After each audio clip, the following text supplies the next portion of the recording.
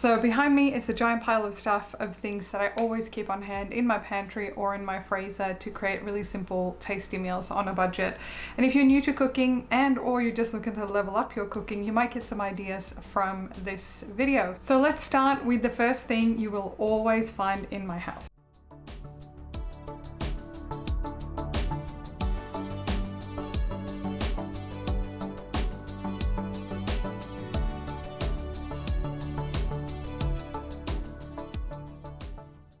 You will always find some type of mince. At the moment, from my freezer, I've pulled out a chicken mince. This is just from Aldi, I think, and a clearance beef mince. I almost always have turkey mince, chicken mince, beef mince, something like that on hand. Pork works well as well. If you are plant-based, obviously you can use plant-based mince. This is really good. It lasts for ages, 2 to 3 months easily in your freezer. And because I just recently bought a deep freeze and I have a tour coming for you, I have plenty of room now to stock up on things like that. So I'm gonna pop these back in the freezer, but these are so good. You can make soups, you can make meatballs, you can make burgers. I use this all the time, and especially happy when I can find like these sort of leaner mince on clearance. And if you've got the room in your freezer to store it, then that's great. Next up from the freezer is frozen vegetables. I always have at least 2 to 3 kinds of vegetables in my freezer. Typically green beans. I will be growing my own, but my garden hasn't really taken off yet. It's early spring here in Australia. And then some kind of mixed vegetable or stir fry. These are snap frozen, and what I think is really cool is that for $2, $3, $4 you can get a whole giant bag of vegetables that you can pull out when you need them for a stir fry or a soup or an omelette or anything really. So these are just some of the examples. Frozen peas are great, frozen corn is great, and I actually find sometimes that frozen corn, for example, is better because it's snap frozen rather than the cans you get in the supermarket, which usually has some kind of sugar or other things added to them. So it can be a lot better to use frozen vegetables if you have the room in your freezer. Next up, we have my other favorite protein, which is eggs. And this is actually very low for this household. Usually I have a whole extra carton in my fridge, but eggs are great.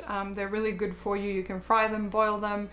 You know, there's so many different things that you can do with eggs, and I use it all the time. You can use it in baking and other things as well, obviously. So, and typically, and I talk about this in my budget challenges, a 12 count will be so much cheaper per egg in Australia at the moment, what I've seen, compared to a 6 count. So you can usually get a 12 count of eggs at Coles, Woolies, Aldi, similar, for $6 or just under, whereas a 6 count of eggs in most supermarkets will be about $5. So for an extra $1 and a bit, you're getting 6 more eggs, which is pretty good. We are not huge pasta fans in this household. We will have pasta from time to time, but we always have rice on hand. If you follow the channel, you know that my husband is gluten-free, and rice is naturally gluten-free, whereas gluten-free pasta can be a bit touch and go. So my favorite is brown rice. We always have brown rice on hand, but because I've been doing a budget challenge recently, we also got some white rice, but we typically don't use this as much, except if we're camping or something and I need it to cook faster, because brown rice, even though it's much better for you, does take a little bit longer to cook. Continuing on, we have lemon juice and or lime juice. This is just the Aldi brand, but this is 250 ml. You can pick these up for about $1 here in Australian supermarkets. It's similar at Coles and Woolworths. These are great. Whilst I love having white vinegar on hand, it's another one, it's not on my list today, but I actually probably use lemon juice more often, and I use it in salad dressings. I use it to finish off soups. You can, you know, drizzle a little bit on, you know, a wrap or a sandwich or something like that. This is really versatile. If you can only pick one, I would definitely go with the lemon juice. It goes with so many things. It lasts forever in the fridge, and I don't actually know when I bought this one, but this is until April next year, and it's October as I film this. So yeah, these things last a really long time and a good investment to have on hand. Next up is something sweet, and my favorite sweetener is honey. This beautiful little bear is from a local market where I picked this one up for not very much. You can obviously buy honey at the supermarket as well. I do also always keep brown sugar on hand. And whilst it might sound like a weird thing for budget cooking, this is not just to sweeten up cakes and things like that. Very often if you're working with like something with high acidity, like a tomato, diced tomato or something like that, a little pinch of sugar will really break up the flavor. And when you look at ingredients in canned things or soups and things like that, you'll often see sugar, and it's often white sugar. So I prefer to use more natural sweeteners, and definitely this one in moderation. But having this on hand, it's really inexpensive, and honey, let's face it, it's beautiful as a sweetener in coffee or other things as well. So recommend that you keep these. Our next flavor enhancer is mustard, and you do not need to keep this many kinds of mustard on hand. But at the moment in my fridge, and I just had a look, I've actually not checked the expiration date on this one. Yeah, this is still good. So I've got a whole grain mustard, I've got a Dijon mustard, and I've got a classic yellow mustard. I picked this up at a clearance haul I did a little while back. I'll link that playlist if you're interested in clearance grocery hauls. If you only pick one mustard, I would recommend Dijon. Dijon is really good for dressings. I even have this with sort of sausages and things like that. I'll just have a little bit of Dijon. It can be really nice for certain types of meat. It can be really nice in a dressing, like a vinaigrette dressing. And you can use some of your lime juice, some of your honey, some of this, a little bit of olive oil, salt and pepper, and you've got yourself a dressing with nice healthy oils in it. But these sort of things last really well in the fridge once you've opened them. And obviously before you open them, you can just keep them on your shelf. So this one, I definitely use at least once a week. And when it comes to tomato products, I recommend that you have tomato paste on hand. Whilst diced tomatoes are also on my list and very good at, you know, soups and stews and things like that, this can really enhance a lot of things. You can use this to make your own, we make our own pizza sauce all the time, just with almost equal parts this and olive oil and then some herbs, and then you can make your own sauce for your pizza. You don't have to buy that. Once opened, keep it in the fridge. This jar here is 500 grams, and I think at Aldi, I think it's like $1.50 or something like that, less than that maybe. And then I often just have a canned version as well on hand. This is just from Woolies. I can't remember why I picked up a small one, but definitely a good one to have on hand. Very inexpensive and packs a lot of flavor. If you dilute this with a little bit of water, you basically have a tomato-based sauce. Continuing with tomatoes, I recommend that you keep some kind of diced tomato. It doesn't have to be, this is just the kind that I got in my recent Costco haul. If you haven't seen my Costco video, I will link it up there for you, as well as down below this video. But diced tomatoes are great because whilst I try to keep 1 or 2 pasta sauces on hand, you can make your own pasta sauce with this. And even if you want more tomato flavor, you can use the tomato paste. But this is really great for soups. It's really great for all sorts of things. I do a taco casserole with this. You can even use this to make your own salsa. I have a recipe over on my blog, which I will link below, as to how you can make really inexpensive salsa with this, some seasonings, some onion. That's pretty much it. So definitely do keep a couple of these on hand. You can get these usually for less than $1 at most supermarkets. And with our canned goods, I also recommend that you keep some kind of coconut milk. Coconut milk is really good. It's a really healthy fat, and obviously everything in moderation, but this is really great for curries. I do a green curry with fish, white fish in it, which this is really good for. You can also use it to make chia pudding, overnight oats. You can use it for all sorts of things. So I really like coconut milk. I like the flavor of coconut milk, but if you're not a coconut person, this might not be for you. But again, very inexpensive, usually $1 and a bit at most supermarkets, and lasts a really long time on the shelf. And the final canned item is either chickpeas or beans or lentils. Quite often you'll find both chickpeas and lentils in my cupboard. Beans, usually I only will buy if I have a particular recipe in mind.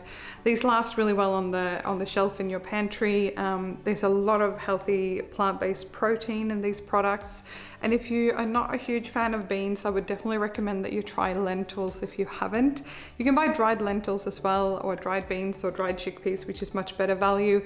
But for easy cooking and easy storage, if you're not really used to working with these sort of products, I recommend starting with the canned version. And again, really inexpensive, usually $1 or less at most supermarkets in Australia. Not one for the gluten-free folks, but I always keep oats on hand. I actually decant them and put them in this beautiful little jar. But oats are great. You can make overnight oats. You can use them to thicken up your chia pudding. You can bake with them. I quite often do bread and add a little bit of oats, either grind them up a bit or just as they are in a bread, just to kind of make it a little bit fuller.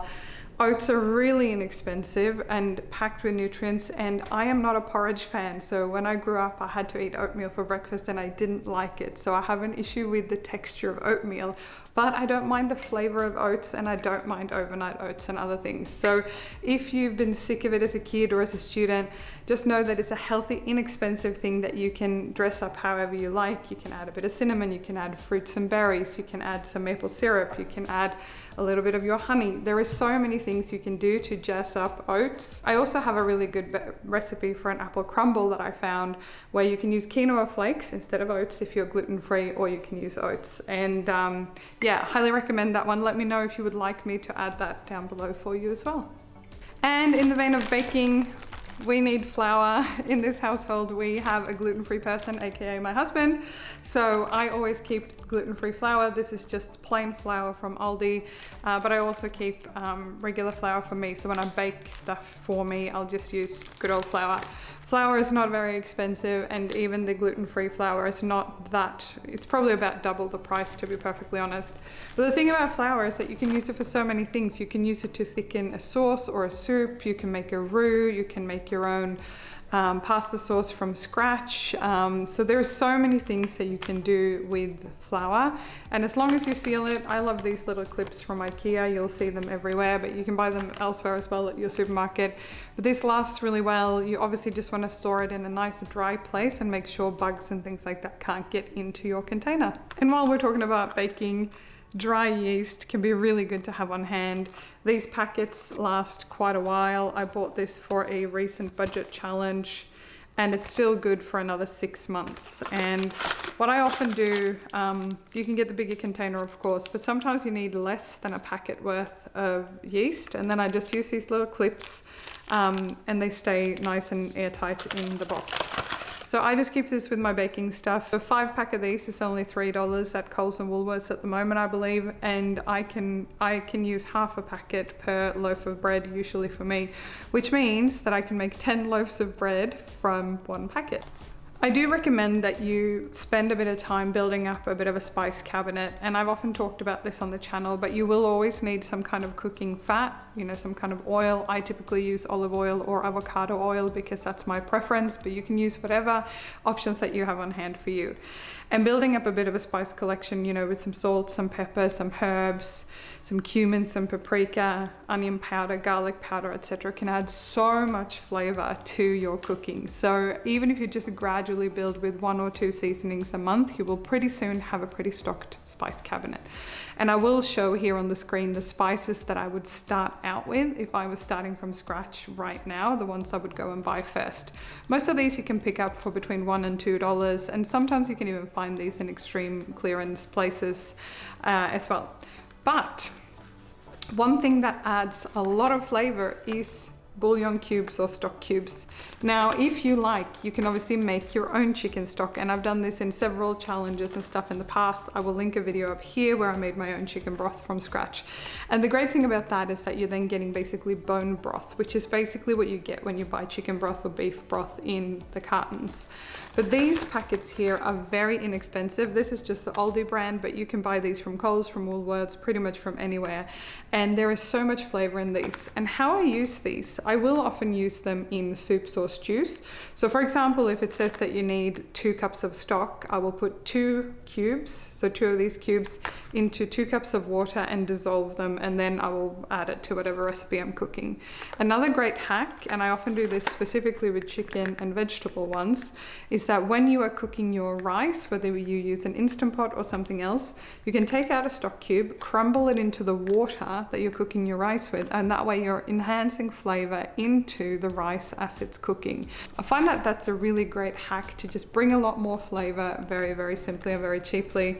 I can't remember how much these are at the moment, but I imagine you would be able to pick this up for about $1 to $2 depending on how large a packet you wanted. We love vegetables in this house, whether they are frozen veggies or fresh veggies, but something I always have on hand is onion. Now, if you are FODMAP sensitive, meaning you probably shouldn't have onion because it will probably upset your stomach a little bit, but I find even for people who are sensitive with that, you can just decrease the amount of onion that you use. A lot of recipes will say use 1 whole onion. Well, you can use 1/4 or 1/3 or less. I find that onion is really good though. It's got a lot of really good nutrients in it and it lasts a really long time. You can either store them in the vegetable drawer in your fridge where it's nice and cool and dark, obviously, but I typically just store mine in my pantry in a box. So normally I'll store onion and garlic together. Someone on the channel told me as well to not store onion near your potatoes, and that was a great tip, so thank you to whoever said that a while ago.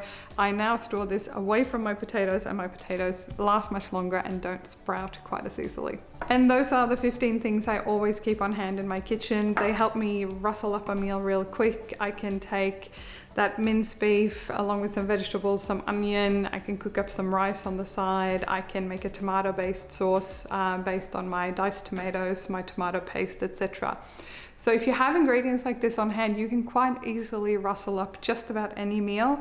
And if you're finding yourself short on ingredients, my favorite tip is to improvise and see what happens. Every now and then, when you add something that wasn't meant to be in the recipe or you cook it without an ingredient, it still turns out tasting just fine. So do go ahead and create and improvise with what you have. Being resourceful is just one of those personality traits that resonates really strongly with me. And if you're following this channel, it might do for you as well. Now, I'm really keen to hear from you. Let me know down there in the comments what some of the basics are that you just can't live without or that you always have on hand to be able to cook up quick, easy, healthy meals. I love hearing from you so that we can share as a community and learn together. Naturally, there are more than 15 items in my fridge, freezer and pantry, but these are the things that I most commonly have on hand, and whenever I am running low, I will always add it to my shopping list to make sure I have a backup on my shelf as well. So I hope you enjoyed this video. Give it a thumbs up if you haven't already, and I look forward to see you in my next video, which is going to be another budget challenge. You asked me to continue the challenge and I did, so do stay tuned and make sure you subscribe down below if you're not already so you don't miss that video. Have a great week and I'll see you soon.